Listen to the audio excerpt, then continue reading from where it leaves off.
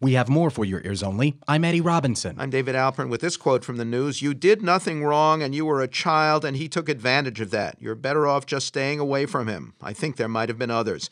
That was the wife of Bernie Fine, the Syracuse assistant basketball coach, fired last week for sexual abuse in a 2002 tape made by one of his alleged targets that ESPN and the Syracuse Post-Standard inexplicably sat on until the Penn State abuse case made headlines. ESPN said it waited for a second case before confirming the woman's voice was indeed that of Mrs. Fine. Now this. Ow! Words! I'm so sick of words. I get words all day through. First from him, now from you.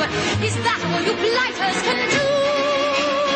In the end, of course, Julie Andrews as Eliza Doolittle learned to love language in My Fair Lady.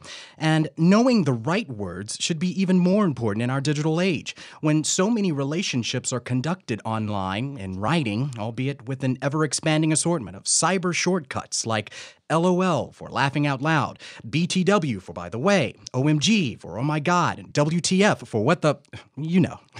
All of those abbreviations appear uncensored in the new American Heritage Dictionary of the American Language, 5th edition, from Houghton, Mifflin, Harcourt, along with 10,000 new words and usages and over 4,000 new color images.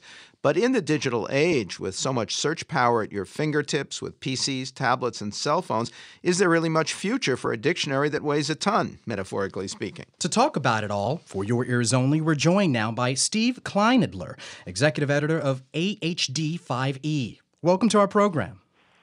Thank you very much for having me on. It's a pleasure to speak with you. Metaphor aside, how much does the new dictionary weigh? It's 7.5 pounds over 2,100 pages. Oof. Talk about the origins of the American Heritage Dictionary. What made it different from others from the start? In the 1960s, although it was originally conceived as a reaction to what was considered to be the permissiveness with the Merriam-Webster's dictionary, which in 1960 included words like ain't, over the course of the 60s, as it was being made, it of course included words like ain't and other items that were considered non-standard at the time, irregardless, which is still considered non-standard. And what has been done since the 60s is that we have a very robust usage panel where it consists of about 180 famous authors, journalists, poets, people who use words, and we get their opinion to weigh in on these various usage issues, so that in addition to just telling you that something might be non-standard, we give you a reflection of what language critics will say about this word. Let's look at some of the new words, beginning with another uncensored entry, asshat. What's that? We entered over 10,000 new words in census from all areas of cuisine, clothing, the sciences, and there are some slang terms that also make the cut depending on how widespread that they are. And asshat is an example of that, it's a vulgar slang term, referring to a contemptible or detestable person or a clumsy or socially inept person. The word backronym. Backronym is a word that linguists and other language people use to describe certain kinds of words. An acronym, of course, is a word that is taken from the initials of a longer phrase. For example, scuba, a self-contained underwater breathing apparatus. A backronym is when a history or a story for the word comes up after the fact. It's not really where it comes from, but people like to say it comes from that. A good example of that is the word wiki, which comes from a Polynesian word meaning fast, but people like to say that wiki meaning is what I know is. That would be an example of a backronym. And spaghettification is not, as we initially assumed, how Italians make a cowboy movie. What is it? Yes, spaghettification is one of the words that we have gotten from science, physics.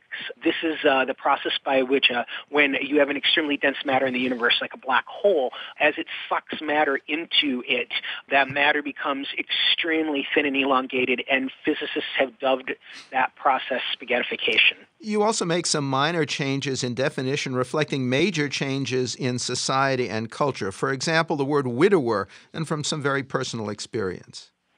Yes, most of the words in the marriage paradigm have been revised with light to changes in the legal status of marriage.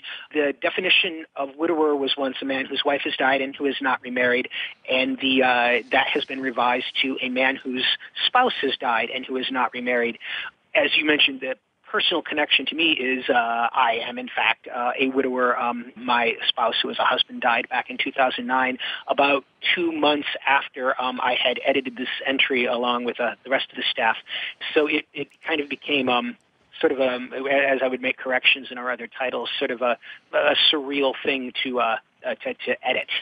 What about the future of the printed dictionary itself in our age of online research? What does your survey, your polling show? There is a place for both printed and online material. Certainly, there's a time and a place for looking up material online. And to that end, we provide our information electronically, both as an app that can be purchased through the iTunes and Android platform, as well as via our website, which contains the definitions but not the notes. At ahdictionary.com.